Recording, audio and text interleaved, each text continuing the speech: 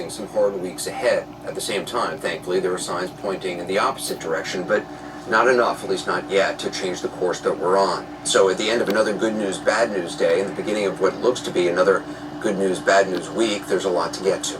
Here's the chief medical officer for Our Lady of the Lake Medical Center in Baton Rouge, in Louisiana, where they've run out of beds in the intensive care unit, and 23 patients are waiting in the ER.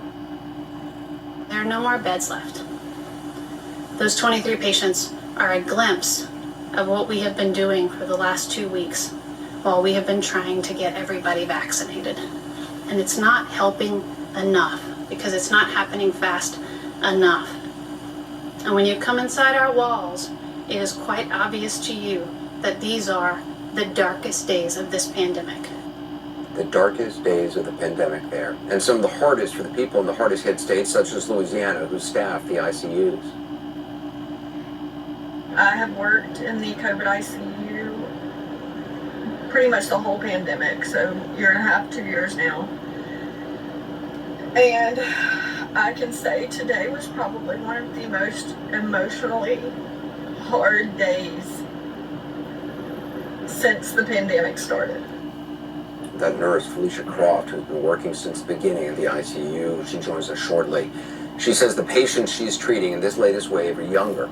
Parents this time, not just grandparents, and the Delta variant is now sending kids to the hospital. Listen to the chief clinical officer for the Arkansas Children's Health System.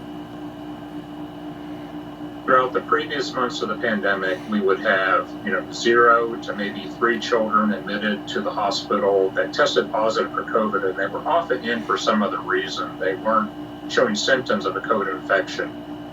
Today, we have 24 children in the hospital with COVID infections. They're all symptomatic with COVID, and 8 of those are in intensive care and 5 requiring mechanical ventilation to breathe. It is scary. 8 kids in the ICU, 5 of them on ventilators. Kids, some of whom are too young to be vaccinated, in a state where just 58% of adults have gotten their first shots. In Louisiana, the figure is even lower, just under 54%. Nationally, it now stands at 70%, which was where President Biden had hoped the country would be by Independence Day nearly a month ago. That said, the pace is picking up, and picking up fast as where the surge is the worst. Louisiana has seen a 302% increase in the average number of newly vaccinated per day. Mississippi, 250%. Alabama, 215%. And Arkansas, 206%. This increase in vaccination rates in states that have been lagging is a positive trend. Americans are seeing the risk and impact of being unvaccinated and responding with action. And that's what it's going to take to get us out of this pandemic. Which is good news as far as it goes, but in the words of the doctor in Baton Rouge, it's not helping enough because it's not happening fast enough. So no more ICU beds in her hospital. Arkansas today reported the biggest daily jump in hospitalizations since the start of the pandemic. Hospitals also under pressure in Texas and Florida, which are now responsible for about 30% of new cases nationwide.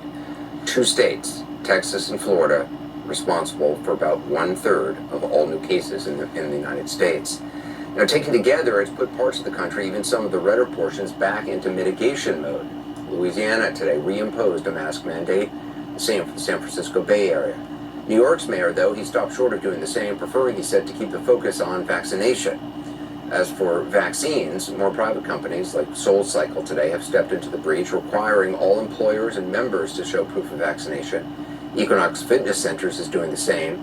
Davis Polk, one of the country's biggest law firms today, told staff they'll need to be vaccinated to return to the office in September, no longer be allowed in the building. That's not happening, though, across the country, or at least not enough, which brings us back to Louisiana. Today, the state's health officer said he expects COVID-19 hospitalizations tomorrow to reach their highest level so far in the entire pandemic, which for nurse Felicia Croft means more patients in her ICU and far too many more days like these.